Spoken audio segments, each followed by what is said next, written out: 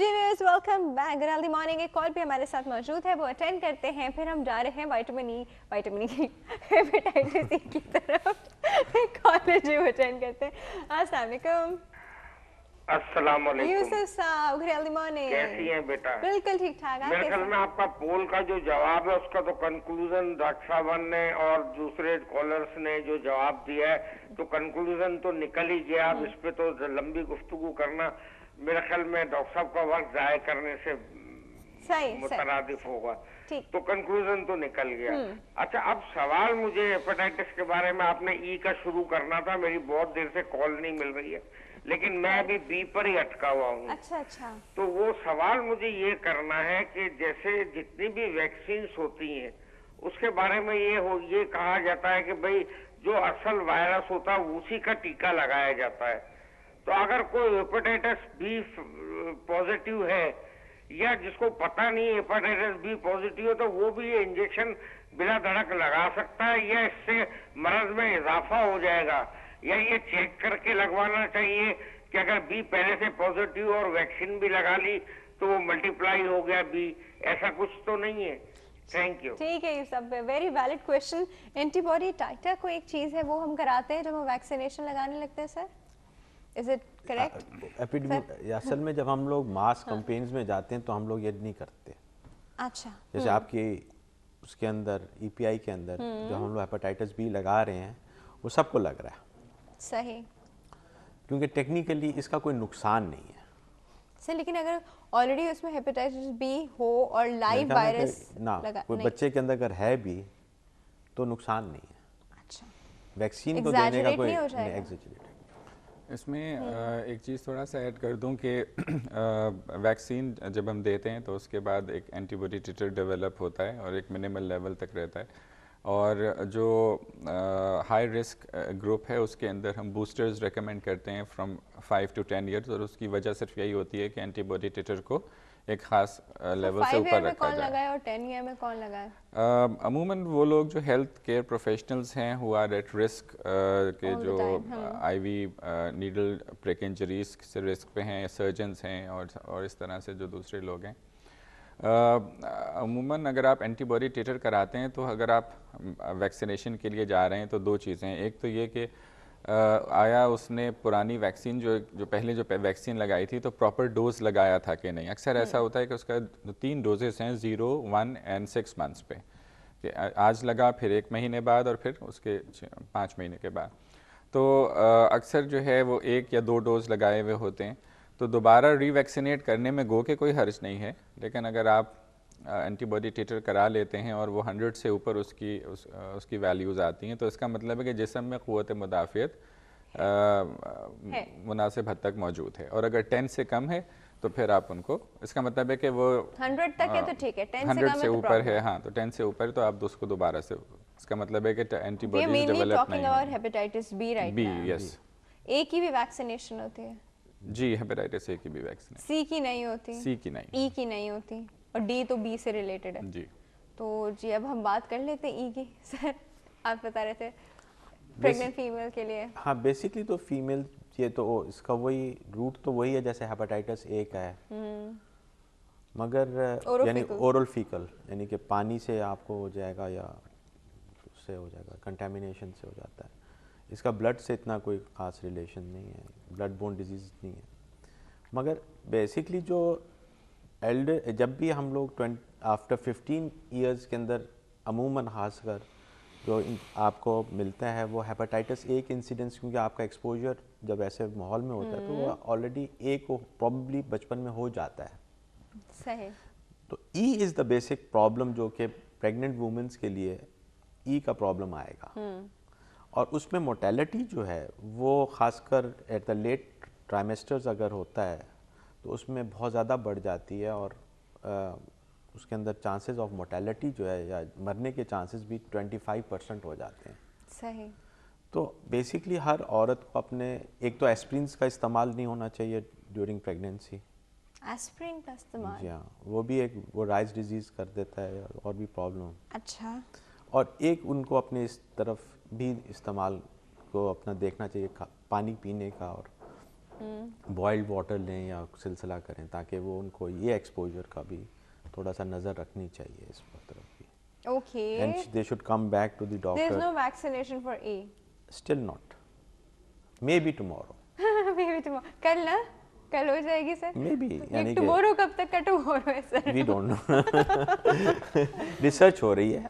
it is in, देखें ये सारी चीज़ें रिसर्च डिपेंडेंट हैं। अभी तक जो चीज़ हमारे पास हाथ में है हम उस पर बात कर सकते हैं, कल क्या होगा वी डोंट नो। अच्छा सर, हेपेटाइटिस एच करके भी कोई नया हेपेटाइटिस है? कौन है ये? G and H दो आए हैं। ये दोनों कौन है सर? ये कैसे ट्रांसफर होते हैं? हेपेटाइटिस की डिफरेंट टाइप्स हैं और इसमें भी जो है ये है, लेकिन यूजुअली जो मोड ऑफ ट्रांसमिशंस हैं ज़्यादातर के या तो by blood and blood products हैं, या जो जो कि क्रॉनिक हेपेटाइटिस नहीं करते वो अमूमन ओरोफिकल रूट से है। तो GNH जो है वो भी ओरोफिकल रूट से है? GNH का जो है ब्लड, ये ब्लड है? ब्लड या ब्लड प्रोडक्ट्स के साथ जो है। ये भी इतने डेडली डेंजरस किस्म के इवन हेपेटाइटिस बी की अगर सब टाइप्स लें तो वो भी A B C D E F G, और हमारे यहाँ हेपेटाइटिस D है जो सबसे ज़्यादा कॉमन है। हेपेटाइटिस बी की जो सब टाइप D है, जब वो हेपेटाइटिस डी कहते हैं, हेपेटाइटिस वो तब तक जी, नहीं हो सॉरी सकता? हेपेटाइटिस जी, अच्छा। बी की जो सब टाइप जी है वो। तो ये है कि again we should emphasise on two things. पहली चीज़ तो ये कि चूँकि ये जो क्रॉनिक हेपेटाइटिस जो ये वायरसेस करते हैं इनकी कोई अलामात नहीं, तो जल्दी तशख़ीस और जो भी मुमकिन इलाज मौजूद है वो दिया जाए, ताकि वो जो कॉम्प्लिकेशंस हैं सिरोसिस की वो ना होने पाएँ। क्योंकि एक तो ये कि उस कैफियत में आके कि जब जिगर सिकुड़ गया और उसकी पेचीदगियाँ सामने आती हैं तो मरीज़ के लिए वो बहुत ही तकलीफ़ दे फेज़ होता है, and there is a gradual decrement in the course of the illness, और फाइनेंशियल बर्डन्स पड़ रहे होते हैं। वो तो जिन कॉम्प्लिकेशंस बहुत सस्ता तो है नहीं, उस वक्त तो इंटरफेरॉन की बात ही नहीं होती। अच्छा। वो तो ट्रीटमेंट की उससे गुजर चुका होता है। उस वक्त तो सिर्फ आप कॉम्प्लिकेशंस को एड्रेस कर रहे हैं कि वो खून की उल्टियों के साथ आ रहा है, पेट में पानी भर रहा है, बेहोशी के दौरे पड़ रहे हैं, और उस वक्त फिजिशियन अपने आप को बड़ा बेबस महसूस करता है कि अब वो उसकी जो एक्चुअल बीमारी है उसका कुछ नहीं कर सकता माँ सिवाय इसके कि ट्रांसप्लांट, और वो हमारे मुल्क में अवेलेबल फ़िलहाल नहीं है। जो लोग अफोर्ड कर सकते हैं वो एक बड़ी इम्पोर्टेंट चीज़ बिगड़ के कैंसर की तरफ भी जाता है। जी, मैं एग्जैक्टली अभी इसी बात पे आना चाह रहा था कि अभी पिछले दिनों एक इंडिया से एक सर्जन आए हुए थे, and I was conducting the clinics कि हम यहाँ से वो पेशेंट्स के जो ट्रांसप्लांट के लिए फ़ीज़िबल हों उनको हम बाहर ट्रांसप्लांट के लिए वहाँ भेज सकें। और मुझे ये देख के बड़ा अफसोस हुआ कि चूँकि ट्रांसप्लांट हमारे यहाँ अवेलेबल नहीं है तो हम उस हिसाब से पेशेंट को फॉलो करते हुए नहीं चलते।